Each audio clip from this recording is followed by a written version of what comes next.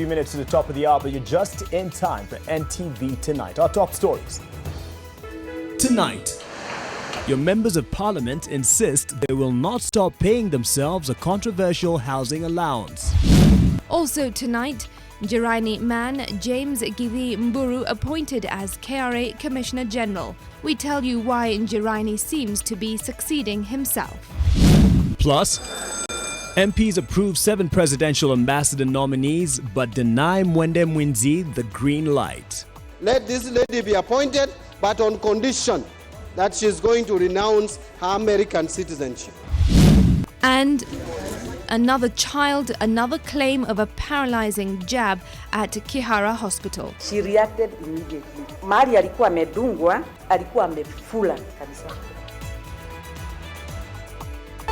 NTV Tonight with Mark Masai and Smriti Vidyarthi. Thanks for joining us tonight. Now, David Agondoa is our sign language interpreter.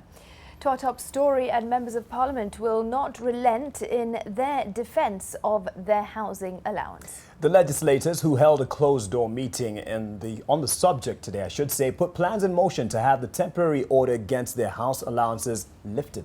Well, short of which, the MPs have resolved to use their powers in the budget-making process to bring offending state agencies such as the Salaries and Remuneration Commission to heel. NTV's Olive Burrows with more. The clock having struck 11, the members of the National Assembly and the Senate walked purposefully to the main chamber of Parliament. The legislators who require mediation to agree on the Division of Revenue Bill walked in with a unity of purpose. The only agenda item, their housing allowance, that 250,000 shilling cash infusion they'd budgeted for. The legislators looking to the Parliamentary Service Commission to provide clarity and guidance after the High Court granted the Salaries and Remuneration Commission conservatory orders stopping the further payment of the allowance. And after activist Okiom Tata sued each and every one of them individually for the 796 million already paid out. 3 hours later, they emerged, tight-lipped on how they plan to deal with the nuisance SRC and Tata. Speaking on condition of anonymity, members of parliament revealed that they will become increasingly assertive, if only to show who is boss in the ongoing disagreements with other institutions. They resolved that 1. They would not tolerate a withdrawal of the housing allowance, even for the duration of the SRC and Tata suits, and therefore tasked the PSC with putting forward a convincing legal argument. The legislators reportedly also resolved that should they be denied a housing benefit, so should all the other state officers, and would wield their budgetary muscle to see to it. Do you think SRC needs to buy new vehicles for 99 million under emergency fund, and they have vehicles that are 4 years old? Why are we not holding all the agencies to account?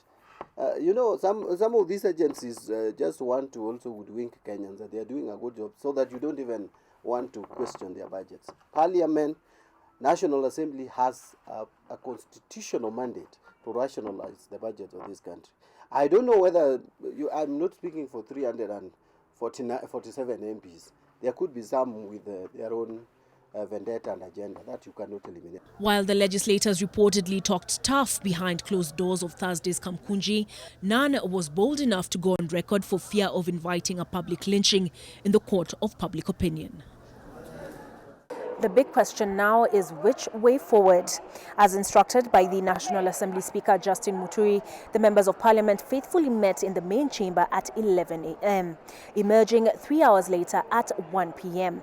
But they were careful to avoid going on record on the matter. We now await their arguments in court. Olive Burrows, NTV. For a while now, members of parliament in Kenya have been on the spot for what Kenyans term as their insatiable appetite for high salaries and allowances at any given opportunity. Well, over the years, their actions to increase their salaries have time and again set them on a collision path with the Salaries and Remuneration Commission. Yet, despite SRC opposition, they have become among the best paid legislators, not just in the region, not just in the continent, but in the world. During the first year of their term in 2013, members of parliament unsuccessfully pushed the Salaries and Remuneration Commission to maintain their salaries at the level of the previous parliament. SRC had reduced their monthly pay from 850,000 shillings to 542,000 shillings. The legislators even vowed to disband SRC if they did not get their way. Civil society-led demonstrations in the city and laid siege on Parliament. Several pigs were herded and blood poured at the main entrance of Parliament to protest the move.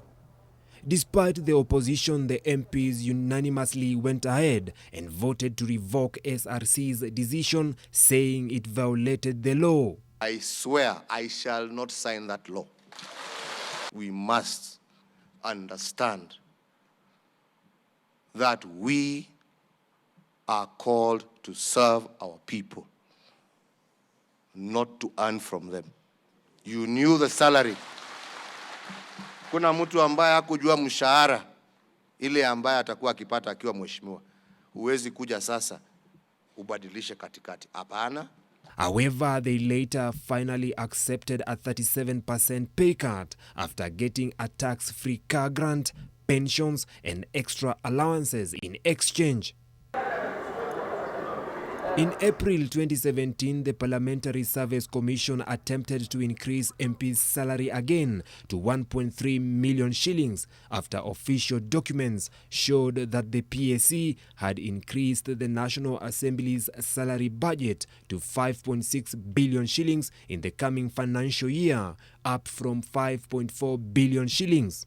In June 2018, the 416 legislators tasked the Parliamentary Service Commission to engage SRC in their latest attempt to undo a pay cut that was implemented towards the 2017 general elections after SRC reduced salaries for all state officers. The MPs argued that their pay was not at par with that of other state officers.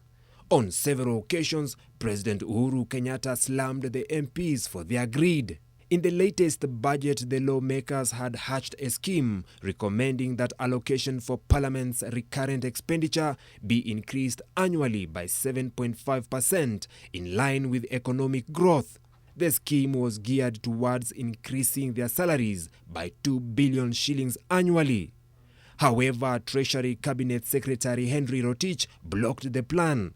This is despite President Kenyatta's stand on the need to reduce the public wage bill, which is now at more than 600 billion shillings annually.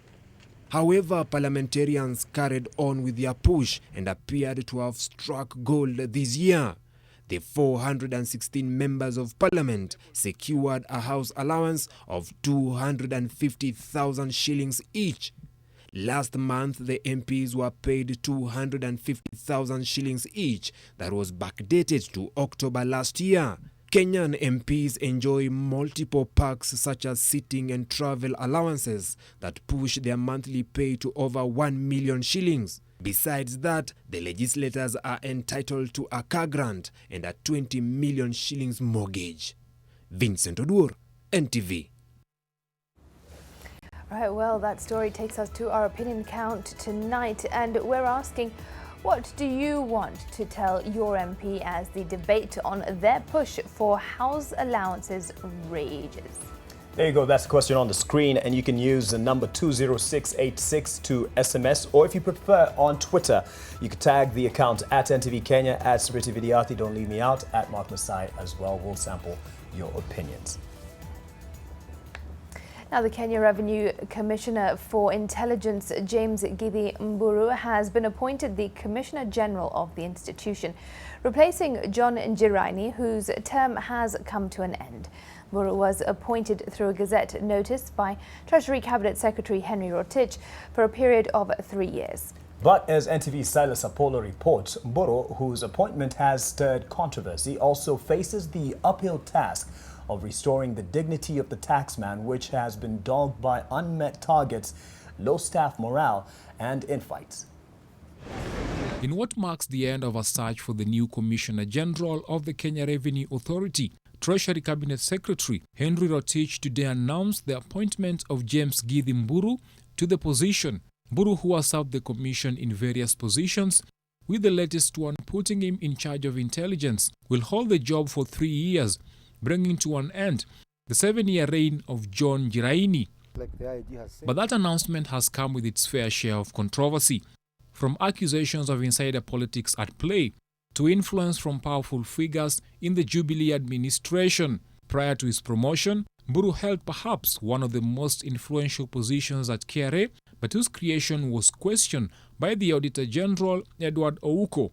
Ouko said in a report that the position of Commissioner for Intelligence did not exist within the hierarchy of KRA and was not done competitively, since no advertisement, shortlisting and interview of candidates was done. Insiders have also hinted that Mburu is a Njiraini man and that Njiraini created the specific role for Mburu which would aid his accession to power.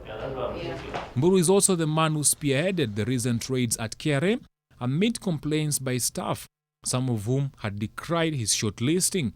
Curiously, Mburu emerged the fourth best candidate during the interview to succeed Njiraini.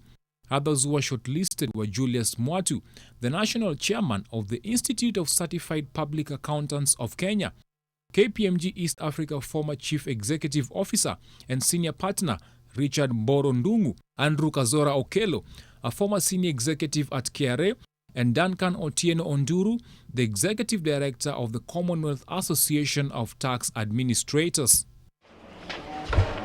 Njiraini has been in office since 2012 when Uhuru Kenyatta, the then finance minister, appointed him. But his 7-year tenure has been marred by missed targets running into billions of shillings. Njiraini attained the mandatory retirement age of 60 in December 2017, but continued to serve after CS Rotich extended his term by 1 more year, leading to a disquiet at Times Tower. Some argue that by pushing for his preferred candidate, Njiraini has tried all he can to succeed himself. And as he takes the reins at KRA, Mburu now has the uphill task of uniting a disgruntled staff, as well as improving the dwindling fortunes and the image of the taxman. Silas Apollo, NTV. It was a no-show day at the Kiambu Law Courts in the Asa Nyakundi murder case. The judge, Teresa Nyongena, failed to appear, claiming she was unwell. Nyakundi and his lawyer as well were absent from the court. The magistrate who claimed she was unwell was expected to rule on whether she would excuse herself from the case or not, after the prosecution accused her of bias. But as NTV's Jane Guerre reports, the prosecution suspects foul play in the happenings around the case. In what is turning to be an intriguing murder probe, the prosecution lawyer in the Asa Nyakundi murder case, Catherine Mwaniki, and her team ponder their next move at the Kiambu Law Courts after a false start. Kiambu Principal Magistrate Teresa Nyongena, who was meant to communicate in court if she would excuse herself from the case or not, failed to turn up. But the prosecution, which referred the matter to Principal Magistrate Brian Khaemba for mention, suspects foul play. We have confirmed that the accused person is not in court. We are therefore seeking warrants. Asa Nyakundi's lawyers were also absent from court. On the 17th of May, the prosecution accused the magistrate of open bias in the case, citing intelligence information indicating prior contact to influence the court on the matter. She was a no-show in court as she said she was taken ill. The magistrate is set to rule if she will recuse herself from the case on the 5th of July. Jane Guerre, NTV. Now, Kihara Hospital in Kiambu County is under the spotlight once again after a third family accused the hospital of negligence after a 10-year-old girl got affected after an injection in May at the hospital. This comes a month after 2 families accused the hospital of negligence that led to the loss of their baby's limbs. Family members and area leaders want action to be taken and investigations hastened to explain the mystery surrounding the jab administered to the 3 children. NTV's Eunice Omolo reports. 10-year-old patient leads each step on the ground with her good leg, trying to work out the painful stiffness on her left leg as her grandmother, Margaret Modhoni, guides her into Kihara Hospital in Kiambu County. Where her feeble aching steps cannot handle her weight, her granny carries her on the back to finish the remaining stretch. In an all-too-familiar environment where she receives her monthly arthritis injections until the last one on 13th May this year that allegedly has left her without the use of her left limb. Patients huwa tunamleta hapa clinic, kuna shindano huwa anadungwa monthly. Alipodungwa, she reacted immediately. Mahali alikuwa amedungwa, sasa alikuwa amefula kabisa. Patient's grandmother joined two more parents who are accusing the hospital staff of administering injections that have led to the loss of their children's limbs. 6-month-old baby Xavier lost his foot after an injection to stabilize his fever few months ago, while baby Austin lost his arm after receiving a BCG vaccination and his foot after he was injected for stabilization after reacting to the first jab. The hospital medical superintendent, Dr. Mary Wamboi, eluded questions that were thrown at her by the parents and Kiambu woman Rep. Gathoni Wamushomba, who visited the facility to follow up on the progress of the cases at hand. What type of administrations was done in the vaccination? Na zile zidano za stabilization, we want to know what kind of medication was administered, who administered, what are the qualifications of those that are administered, and is this hospital qualified to continue serving people of Kiambu with this kind of results? Regarding the first two babies, there's an issue of whether it was tetanus that caused these issues, the amputations. I'd like to say that these matters are under investigation under the county, under even the Ministry of Health, and they're also being followed up by the vaccine center. The family also raised their concerns over the lack of action on the part of police officers who are investigating the issue and the silence from the relevant regulatory bodies since the day they reported the matter at the police station. The Kiambu MP is now calling upon the Kenya Medical Practitioners and Dentist Board to visit the facility and investigate what could have led to the sorry state of the 3 minors. While the management of Kihara Hospital and other relevant bodies are still at pains to explain what led to these cases, it is the hope of the agonizing families that they'll get the answers to the questions they seek as soon as possible. Eunice Omolo, NTV, in Kihara, Kiambu County. And Eunice Omolo and our team will definitely continue to look for answers here for the benefit of the 3 fortunate cases at Kihara Hospital. Now, 1 year ago, the national and county government set out an ambitious program to bring Nairobi back to its glory. The plan included decongesting the roads, improving sanitation and health services, amongst other things. Well, 1 year down the line, NTV's Brenda Wanga examines the progress made and why the regeneration may have been a mirage. Nairobi, the capital city of East Africa's economic hub, great and glowing accolades, but not as great and glorious a reality. The need to restore Nairobi to its former glory at the very least has been evident, and in 2017 the plans to do so began taking shape with fresh impetus, well, at least on paper. An agenda pushed by no less than the president, who charged a committee comprising senior officials of national and Nairobi county governments to deliver tangible results within the brackets of specified timeframes. In April 2018, the committee, co-chaired by Tourism Cabinet Secretary Najib Balala and Nairobi Governor Mike Mbuvi Sonko, committed to the president to deliver. For instance, by the 13th of May 2018, garbage was to have been cleared from all the 85 electoral wards, the cleanup of the Nairobi River was to have kicked off, and programs for regular garbage collection were to be in place. By the same date, the automation of bus terminals should have been complete, a traffic management committee was to have been in place, plus the bus rapid transport system was to be in place. State House said that the committee was to ensure that the launch of the BRT was preceded by the availability of 39 buses and infrastructure development on Langata, Mombasa, Jogo and Juja roads, as well as Waiyaki Way. We want to transform Nairobi. We want to By the 12th of July, the committee was expected to have embarked on the facilitating of the signing of agreements with financial institutions to fund the construction of 100,000 housing units, equipping high-volume health centers, improvement of trauma services at Mbagathi and Mama Lucy hospitals, the introduction of car-free days in Nairobi, amongst other things. The beauty of these targets and timelines is that those asked to oversee the implementation of these projects and programs have agreed to resign if these timelines are not met. In the ensuing months, there have been stutters in the progress of the committee's commitments.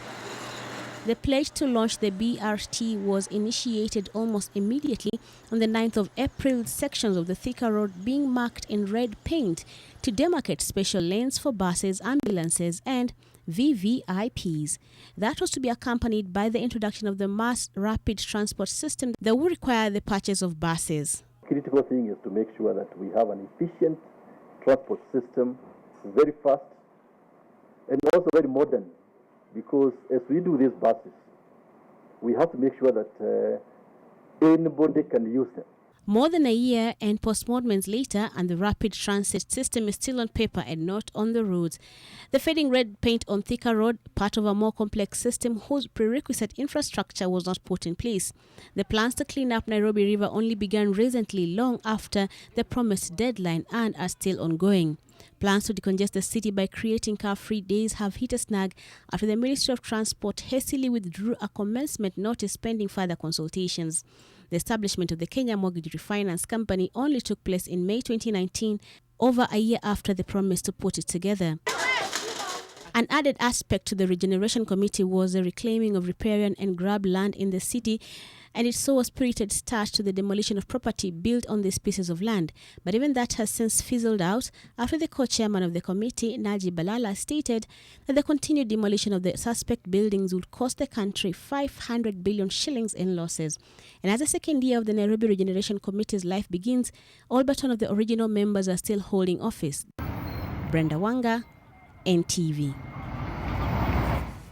At the top of the bulletin, we asked you to weigh in on the issue of the house allowances for members of parliament. What do you want to tell your MPs as the debate on their push for house allowances goes on? Peter Ogada says, what amazes me with these MPs is that when it comes to allowances, they speak one language. No team Kieleweke, beg your pardon, no team Tanga Tanga. They are all brothers and sisters. Jenga, you say, my take, let's agree on two things.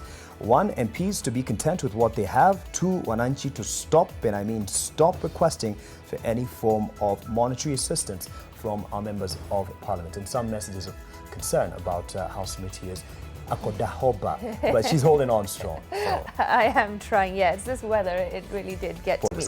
But try to push through, so excuse me if I come across as down tonight. Well, time for a much-needed breather. Do stay with us, there's more coming up.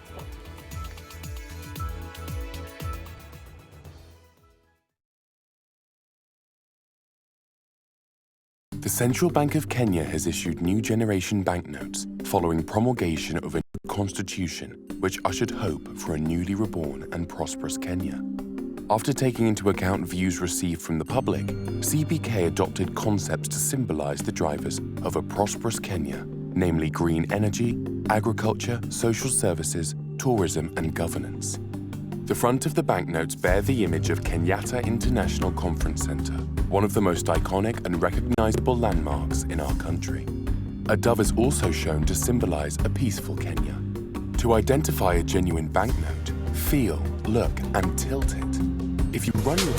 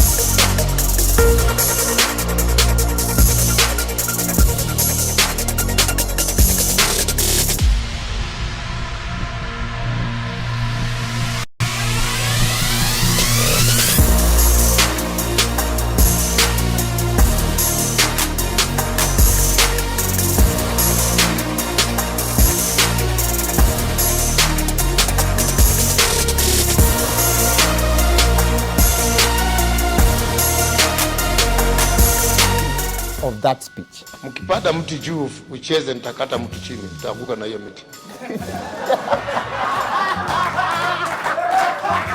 Nilimuona alikuwa na suti. Alafu akaniambia yeye ni relative ya Raila, nikamwambia niambie Raila nimekupiga. Mademu wanakuwa na nguvu moja. Hiyo ni nguvu. Hiyo ni nguvu.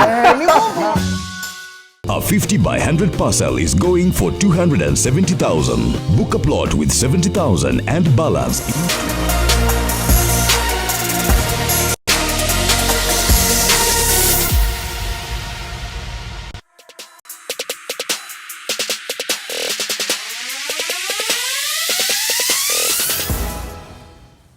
Welcome back. Mwende Mwenzi will have to forego her U.S. citizenship if she wants to be confirmed as Kenya's ambassador to South Korea. This is after the National Assembly voted to adopt a report by the Defense and Foreign Affairs Committee, but refused to endorse Mwenzi's name among those to be appointed by President Uhuru Kenyatta. Mwende Mwenzi's dual citizenship to Kenya and United States of America is standing in her way to be confirmed to the position as Kenya's ambassador to South Korea. For close to 2 hours, members of the National Assembly debated the report. This brought about sharp differences, with some defending Mwende's nomination by President Uhuru Kenyatta and others feeling that she would have to renounce her U.S. citizenship before she is considered for the position of an ambassador. Assuming, Madam Speaker, that the interest of American government and the interest of Kenyan government conflicts in South Korea, we want to be clear whose interest this lady is going to push through. Because you see, the American Immigration Act is clear that if you are an American citizen, you must always put as a matter of priority, and it is permanent, that your loyalty is to American state. Why are we subjecting her to a law that is non-existent, in my view? Because the Constitution is very clear in Article 260. It states clearly who are state officers, Madam Speaker. Ambassadors are not one of those listed in Article 260. On Monday, the National Assembly Defense and Foreign Relations Committee, which vetted 7 nominees last week, presented its report to the House recommending the appointment of the nominees, but with a disclaimer on Mwende's approval. And when it came to voting on the report, it was rejected. As many as of that opinion say aye. Many as of a contrary opinion say nay. The ayes have it. It was concluded that she would have to forego her U.S. citizenship. If her name passed the test, she would have been among the 6 nominees whose names have been approved and are waiting for a formal appointment from the President. On Monday, National Assembly Defense and Foreign Relations Committee Chairman Kato Olemetito said they recommended that Mwende be appointed subject to renouncing her U.S. citizenship. The decision by the National Assembly leaves Mwende in a situation where she either has to bow to the MP's wishes or challenge them in court. Sharon Baranga, NTV. To an ongoing investigation now, police have impounded a car believed to be owned by the chief suspect of the Malik Heights building fire incident that took place on Monday night along Gong Road. NTV's Anita Nkonge stays on this story. This is the car believed to be owned by Abdirazak Yusuf Adao, the main suspect in the ongoing Malik Heights fire case. The car was found on Kirichwa Road just a few meters away from the Malik Heights building, but is now impounded at the Kilimani police station as investigations continue. Ada was branded the main suspect after CCTV footage showed him allegedly heading into Malik Heights building at around 8:30 p.m. and lighting a vehicle on fire before fleeing from the premises. The car bazaar owners today shared pictures of the basement before the extensive damage occasioned by what appears to be an arson attack carried out by a man who they had worked with here for more than 4 years. The Al Husnain Motors owners say they suffered more than 600 million Kenyan shillings in losses. We have nothing personal with you. and you give us a very big pain, just for nothing. But still, we will forgive you, for the sake of Allah, and may Allah will forgive you also, Despite their accommodating remarks, police continue to hunt for the suspect, with the Deputy Commander of Nairobi County, Michael Mutioni, confirming that investigations are still underway. The owners of the motor company, though deeply traumatized, have decided to move on as they pick up the pieces and continue their family business. We have decided to restart again, because there's a lot of people that are working around here, and there's family, they will suffer, if we stop it, like even for 15 days or 1 month, it will not help anyone. So that's why we have decided to restart it again, Anita Nkonge, NTV. All right, elsewhere, and police in Isinya in Kajiado County have arrested a couple on suspicion of murdering their 5-year-old son. The pair, identified as Nicholas Mongare and Ivy Mudeu, are said to have repeatedly beaten 5-year-old Christus Mokinya to death. Neighbours, however, disclosed that this was not the first time that Christus was physically abused by his parents, as they would beat him and lock him out of their rental house on a regular basis. The boy was also denied the opportunity to attend school. The boy's grandmother, Moragi Chana, says that Christus was staying with her until his father picked him up, took him to stay with them and his wife. The boy's stepmother, however, claims that it was Nicholas who beat the boy to death upon learning that he was outside playing with his friends. A post-mortem report shows that Christus died from excessive internal bleeding caused by injuries, ruling out the parents' earlier claim that he died from pneumonia. We have also established that the injuries which have been inflicted to the child have been consistent, and they were not inflicted just a day. So we are managing to arrest both the parents, and we are intending to charge both the parents with the murder. Lakini akiwa pale kazini walikuwa nasumbuana na bibi yake. Juu mwanzo mtoto alikuja akamchukua akamleta hapa kwa bibi yake akakaa hapo. Wakati huo bibi yake alikuwa anakaa na ule mama yake. And the story definitely will follow up and ensure that justice is served. We'll take another break here on NTV tonight. Business news is up next with a man who's just back from leave, Julian Amboko, and he's acting a bit arrogant because he has a new note. We'll see about that.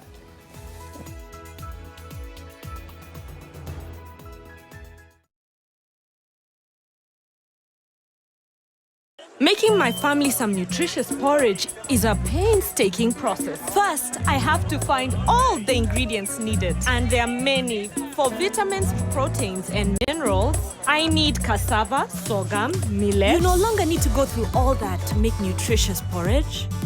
All you need is NutriPro. You don't have to go through the trouble of finding, measuring, and weighing all these vital ingredients.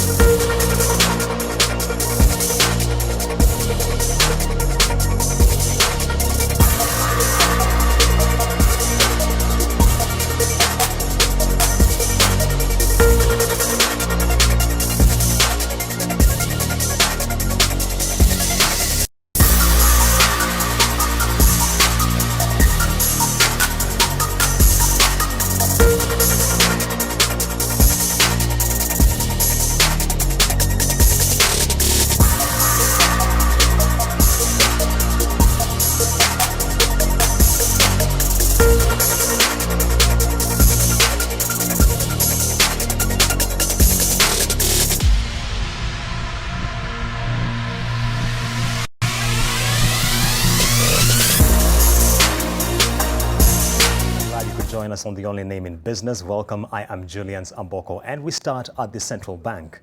President Uhuru Kenyatta has extended Dr. Patrick Njoroge's tenure as the governor of the Central Bank of Kenya by 4 years. This reappointment takes effect on the 18th of this month. Njoroge, who took over from Professor Njuguna Ndung'u in 2015, is the 9th governor of the CBK, and his term was coming to an end this month. This comes a few days after he led the launch of Kenya's new generation currency notes and announced that the old generation 1,000 shilling note will cease being legal tender as from October this year. In the same Gazette notice dated 4th June 2019, President Uhuru Kenyatta also handed the CBK Deputy Governor Sheila Mbijiwe another 4 years in office, reviving questions as she attained the mandatory retirement age of 60 years last year. Central Bank Chairman Mohamed Nyauga has also been reappointed to lead the board. And on that note of CBK, let's talk about just that, the notes. Let's actually take a look at them. We have the 50 shilling note here, that is the new generation note. And some of the salient features you're supposed to observe when you're looking at this present note are the sidebars, which the central bank indicate are supposed to facilitate identification by visually impaired persons. And this note in particular focuses on matters regarding the country with a focus on wind power energy. So this is a new 50 shilling note, of course, replacing this one, and this is particularly smaller compared to the older one. We have the 100 shilling note here, and some of the issues you should look at include the security thread, which runs continuously as indicated by the central bank in the civic education program it has been running, and this will be one of the features you should be keen on to identify a genuine note, including the lion watermark which falls on this side of the note. We have the controversial 1,000 shilling note, which replaces the old one and certainly will be demonetized effective October 1st of this year, and that will render it no longer legal tender, so you won't be able to conduct transactions as far as that is concerned.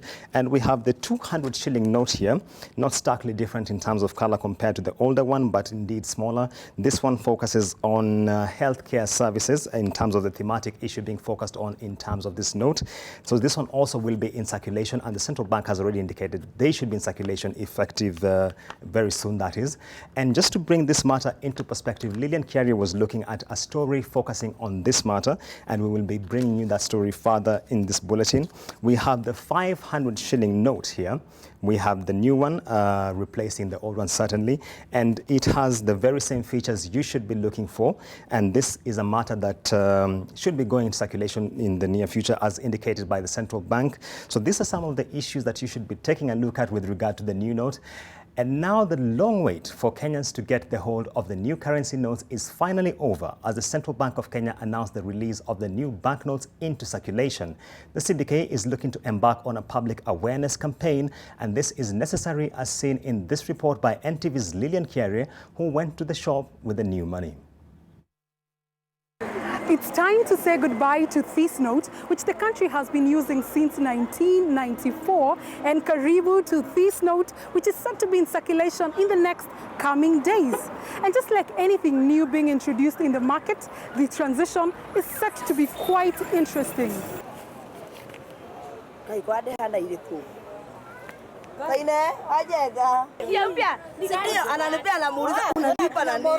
We opted to shop at Ngara Market using the new currency notes. The first look at the new 1,000 shilling note cashed in excitement in these traders. Simba zimefunga macho.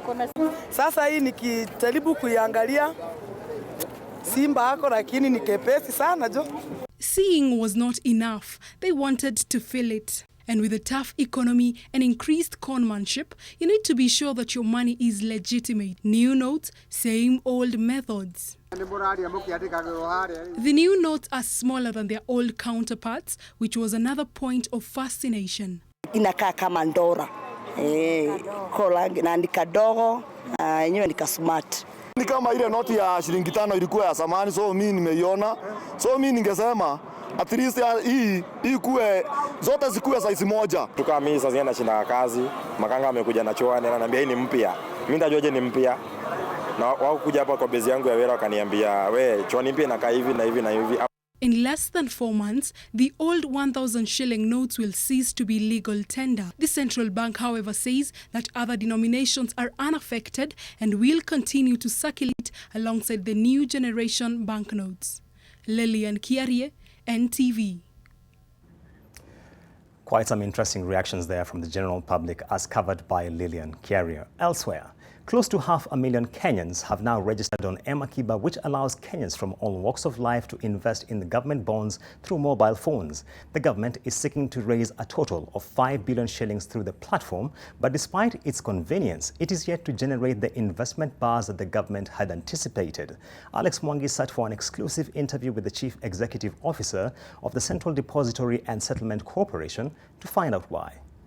Chief Executive Central Depository. Last month, the chief executives of the Central Depository and Settlement Corporation and the Nairobi Securities Exchange opted to reopen the sale of M-Akiba in Machakos County. The long-term goal is to raise up to 5 billion Kenya shillings using M-Akiba.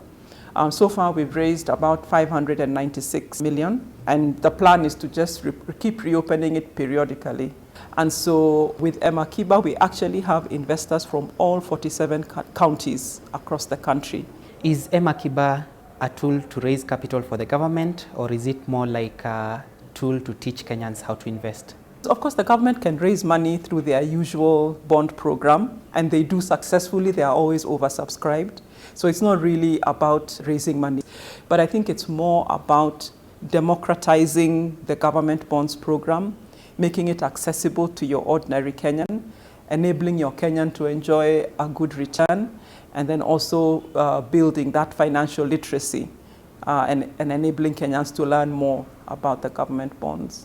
The latest reopening of the sale of M-Akiba has attracted 40,000 new registrations, bringing the total number of those on the platform near the 500,000 mark. Despite providing a 10% tax-free interest rate and repayment dates every 6 months, the bond has failed to garner the traction that the capital markets regulators had hoped for. We've had some economic downturn. The economy is not doing very well, so maybe people don't have as much money in their pockets to invest in M-Akiba. The M-Akiba that is currently on sale targets to raise 250 million shillings. The latest sale of the government bond closes this Friday. Secondary trading of the bond, whose tenure is 15 months, will take place on the NSE via mobile phones from Tuesday next week onwards. Alex Mwangi, NTV. And away from matters M-Akiba, let's look at the sugar sector. And struggling sugar miller Sony Sugar is fighting for survival amid dwindled production, piling debts, and 2 levels of government fighting for its control. The farm's management told the Senate Agriculture Committee that it needs a bailout of 238 million shillings to stand on its own. But as Victor Kiprop reports, the bailout is unlikely as the farm is already on the government's privatization radar.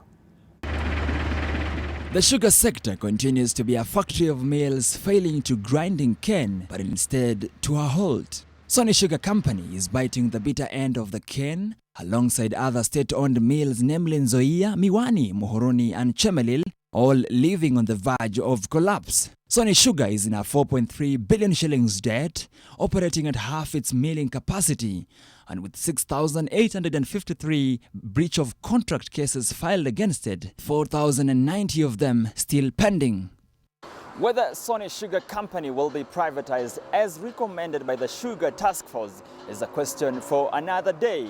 But for the moment, the company says it urgently needs over 200 million shillings to rehabilitate its plant before the company grinds to a halt. We have actually written to the ministry for a long time. And all we need for us to move forward is the money. Now we have even reduced our requirement from the 400 million to 238 million, which to me is not a big amount of money.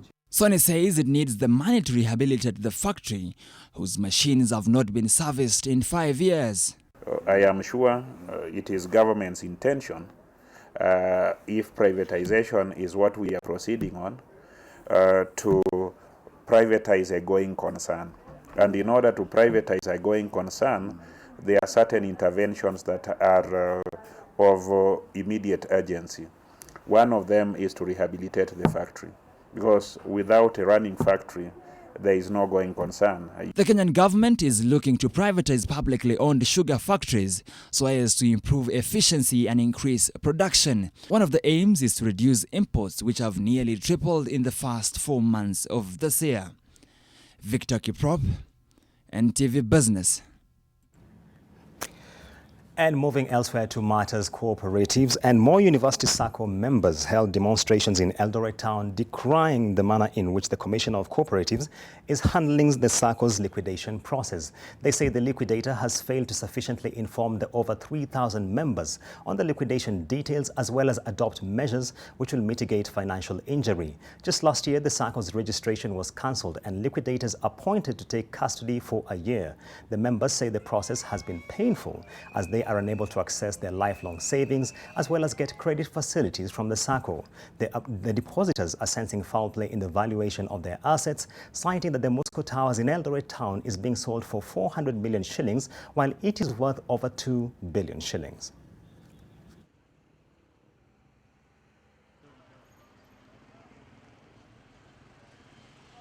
All of us pooled our resources.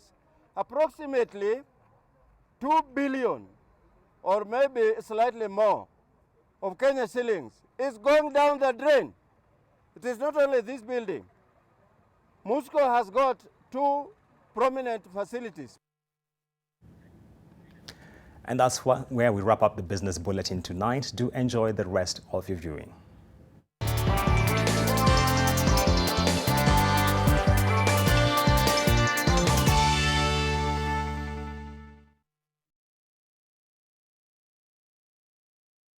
Beat germs with Jik. Kills 99.9% of germs on your kitchen surfaces, sponges, chopping boards.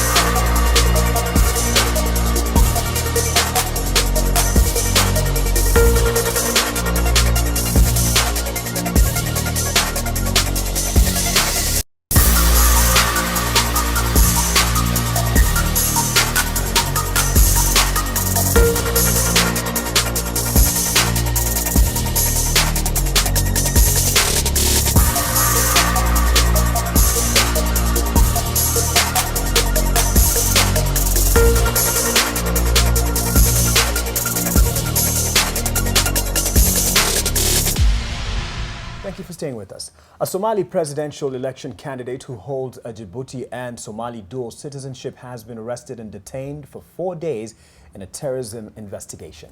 Farah Ibrahim Qasim, who was arrested in Nairobi's South Sea alongside 4 other Kenyans of Somali origin and arraigned before Chief Magistrate Peter Aoko. They were in possession of Somali Electoral Commission forms when the anti-terror police unit arrested them. Farah Ibrahim Qasim, a former University of Nairobi professor, was also found with an expired passport and will be held in police custody until Tuesday next week. This comes at a time when Kenya and Somalia are engaged in a diplomatic row and a disputed maritime border case that's currently pending before the International Court of Justice.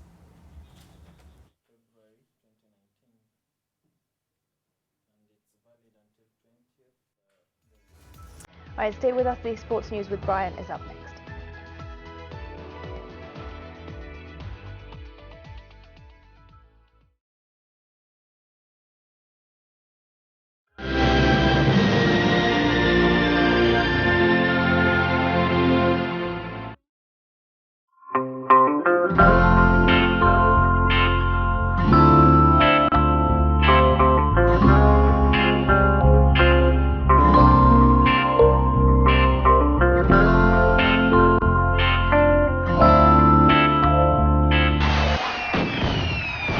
Welcome the Molfix band.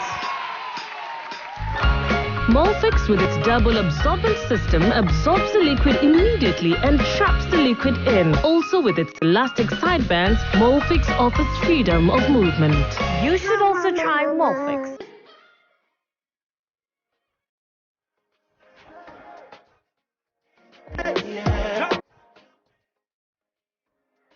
I got a track, get the right track, I got a game that is like that, yeah. I got a game that is like that, yeah. I'm in the trap with the right Mac, yeah. I'm in.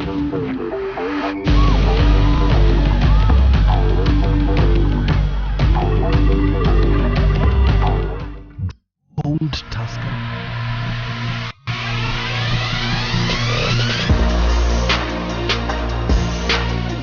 Of that speech. Mkipanda mti juu ucheze, nitakata mtu chini, nitaanguka na hiyo miti.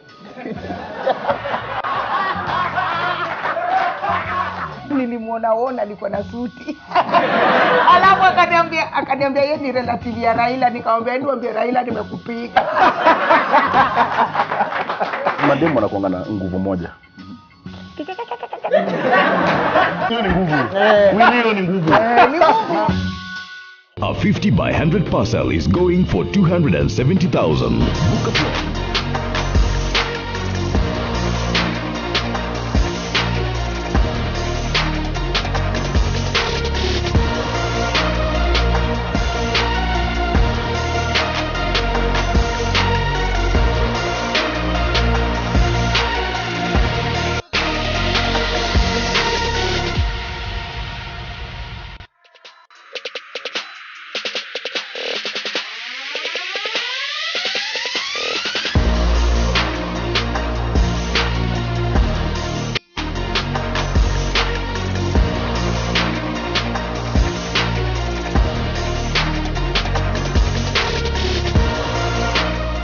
Let's have a look at the day's sports news. Welcome, my name is Brian Otwal. Harambee Stars full camp in Paris, France will test their fitness with a friendly against 107th FIFA-ranked Madagascar in Paris on Friday as Sebastian Minye's Chargers prepares for the 2019 Africa Cup of Nations. Minye has all his players to choose from after the late arrival of striker Michael Olunga from his club in Japan.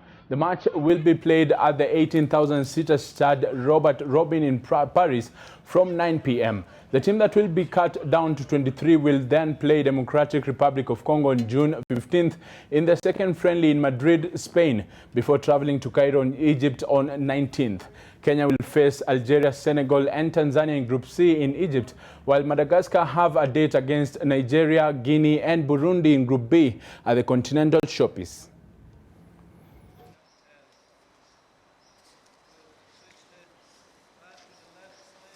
Step by step, we are ready to work well and to try to build something interesting for the games against Algeria, for example. But before we have a friendly games against Madagascar tomorrow, and after versus DR Congo.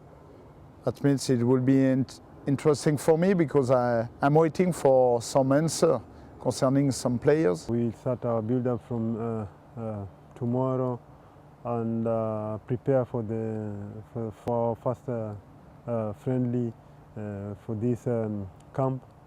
And we want to start well and also have a good campaign through our journey to AFCON.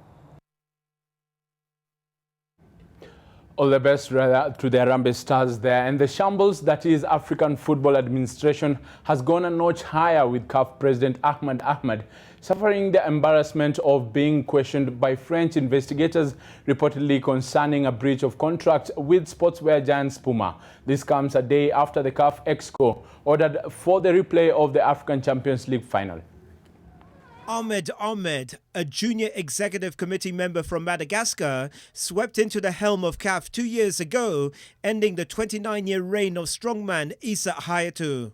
Ahmed won the election by 34 votes to Hayatou's 20 in what was dubbed a new dawn for African football. However, the dawn is swiftly turning into dusk, as Ahmed has been arrested at a Paris hotel and questioned reportedly over a breach of contract with Puma. In an interesting twist, FIFA has issued a statement stating that it, quote, is unaware of details surrounding this investigation and is therefore not in a position to make any comment on it specifically, unquote. This despite Ahmed having been reported last month to FIFA's Ethics Committee for alleged corruption and sexual harassment by CAF General Secretary Amr Fahmy, who was then fired. Ahmed's woes come days after FIFA President Gianni Infantino was re-elected unopposed, and who had boasted just this week that FIFA had gone from being toxic, almost criminal, to what it should be. It has been a turbulent week for African football, with the debacle following the abandoned second leg of the CAF Champions League final, seeing Esperance and Wydad fans protesting in Paris, the venue of the FIFA Congress. After a stormy CAF Exco meeting, CAF then ordered the second leg be replayed at a neutral venue after the Africa Cup of Nations, which ends on the 19th of July in Egypt. It appears that the drama in African football is just heating up. And the men's national volleyball team finishing last at the just concluded Zone 5 Africa Volleyball Games qualifiers, as the national women's volleyball team won their Zone 5 qualifier, exposed the gulf between men and women's volleyball in the country. Tonight we look at the factors contributing to the low standards of men's volleyball in the country and the possible way forward. The national women's volleyball team, the Malkia Strikers, has a stellar record in global competitions, while the men's national team lags behind. Men need sponsorship.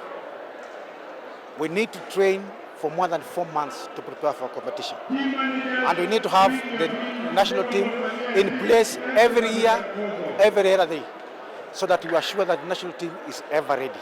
Aside from the off-court ingredients for success, there is also polishing needed to be done on the court. Just a little bit more reception and they can beat really the good teams. Yeah, because on the net they are very good.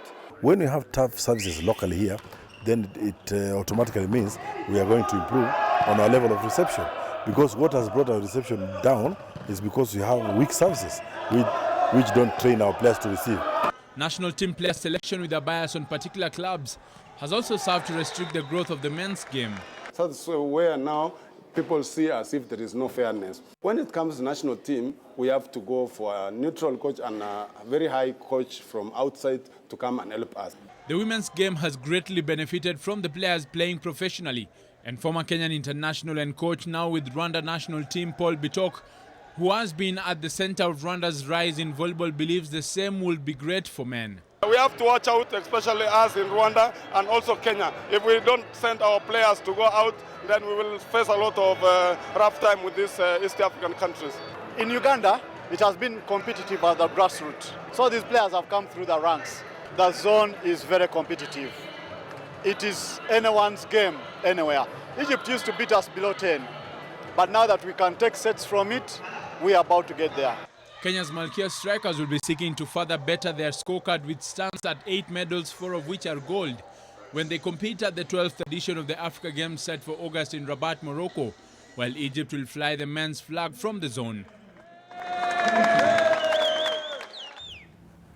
At the end of the 2018-2019 season, Gor Mahia celebrated a third Kenyan Premier League title in a row and 18th in total.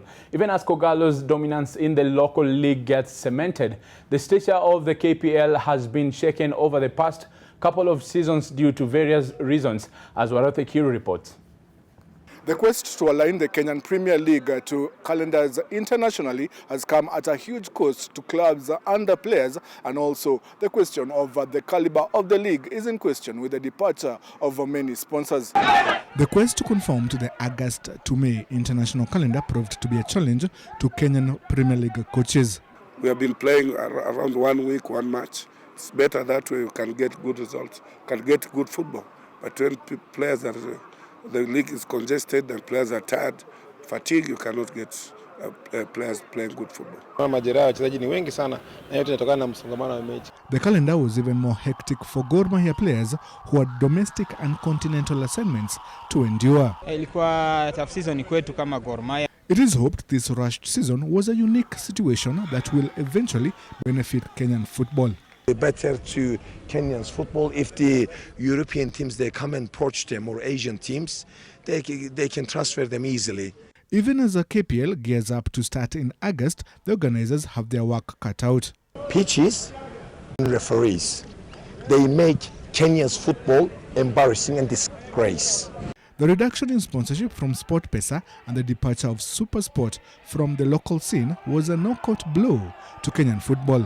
This year it was very tight, but before it was very entertaining, and because players wanted to play where they can be seen.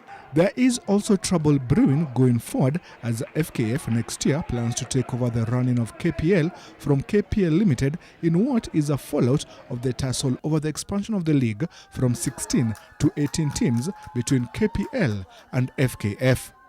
Warote Kiru, NTV.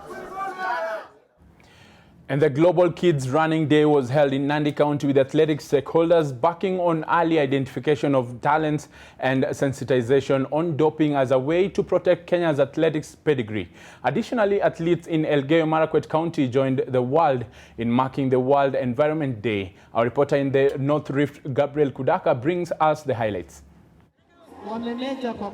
Nurture them when still young and emphasize the importance of running clean. That was the overriding message during the Global Kids Running Day held in Nandi County. More than 50 athletes, including former multiple 800 meters champion Janet Jepkosgei and her counterpart Eunice Sum, accompanied by Athletics Kenya officials, joined the pupils of Kimngeru Primary School to mark the day. It's better we start from the young ones and they will grow knowing doping is not good. The athletes drawn from two running clubs, some of whom having schooled at the institution, also distributed learning materials to the pupils who participated in various races as part of a mentorship program to ensure Kenya remains at the top of world athletics table. We encourage them to proceed on with their talent. You know, talent is going on with education. I identify some young athletes so that they can join a camp where they can train. The World Environment Day is marked annually on Wednesday, June the 5th. This year's celebrations were held under the theme Beat Air Pollution, and in Elgeyo Marakwet County, athletes joined locals to plant trees, which are essential for their training. Forest, there is high concentration of oxygen, and as athletes, we do benefit from that oxygen. The tree planting exercise was organized by Elegarini Green Park and Eldoas Water Company. Gabriel Kudaka, NTV Sports. All right, staying with athletics, Rome Diamond League is ongoing right now, and a lot of Kenyans are taking part in that. This being the fourth leg of the IAAF Diamond League. We'll be giving you the results and details of how Kenyans fare in the Italian capital there in our subsequent bulletins, that is tomorrow. But for now, have a lovely night. My name is Brian Otual. Back to you, Mark and Smriti. Thank you, Brian. And to a couple more responses to what you would tell your member of parliament in their current push for house allowances. And Mercy Mwange, you say, shame, shame, shame on you. You went there to serve your people, not yourself. I pray that the judiciary will not by any chance favor your motion. Know that full judgment awaits you. Greedy, greedy men and women. SRC, keep up the good work. Abu Juma, you say nothing because it doesn't count anyway. So thank you for writing in and thank you for watching NTV tonight. But keep speaking. They probably will listen. My name is Mark Masai. Will they? Let's just keep praying. All right. Thanks to David Agondoa, our sign language interpreter tonight. I'm Smriti Vidyarthi. Have yourselves a good night. Bye-bye.